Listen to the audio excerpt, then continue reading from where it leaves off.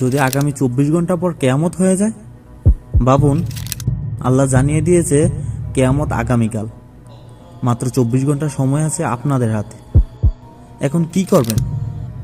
তখন হয়তো আপনি আর ফোন স্ক্রল করবেন না, টিকটক, ইনস্টাগ্রামের কথা মনেই থাকবে না।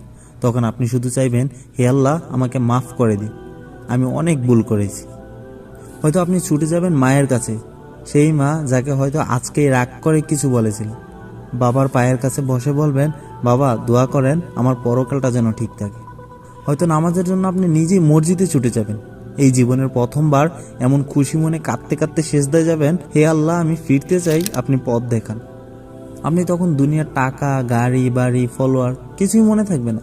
মনে থাকবে কেবল আপনার আমলনামা ডান হাতে উঠবে না বাম হাতে, আপনি জান্নাতে যাবেন নাকি জাহান্নামে। কিন্তু ভাই, কিয়ামতের তারিখ যদি না জানেন, তাহলে প্রতিটি দিনকেই ভাবুন আপনার শেষ দিন। আমরা প্রতিদিন ঘুমাতে যাই, কিন্তু কে জানে আগামীকাল ফজরের আজান শোনার আগে আমরা বাঁচবো তো? সময় খুব কম, এখনই তওবা করুন, নামাজ শুরু করুন, মা বাবাকে খুশি রাখুন, কারণ আপনার হাতে 24 ঘন্টা সময় নাও থাকতে পারে। তাই দুনিয়ার সব কিছু ফেলে একদিন আমাদের যেতে হবে সেই অন্ধকার কবরে, যেখানে থাকবে না মা বাবা, ভাই বোন, টাকা পয়সা, ফলোয়ার, কিছুই থাকবে না।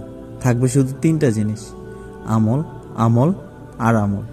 কিয়ামতের দিন আল্লাহ জিজ্ঞেস করবেন না তুমি কত ভিউ পেয়েছিলে, কত টাকার মালিক ছিলে, বরং বলবে তুমি আমার জন্য কি করেছিলে। কি জবাব দিবেন?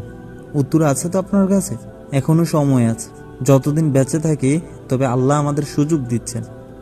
তাই বলুন, আল্লাহ, আমি ফিরে আসতে চাই, আমাকে কবুল করেন।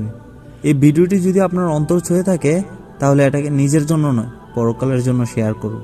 হোক না একজন মানুষ সেজদায় ফিরে আসুক, হয়তো সেই মানুষটা আপনি নিজেই হবেন।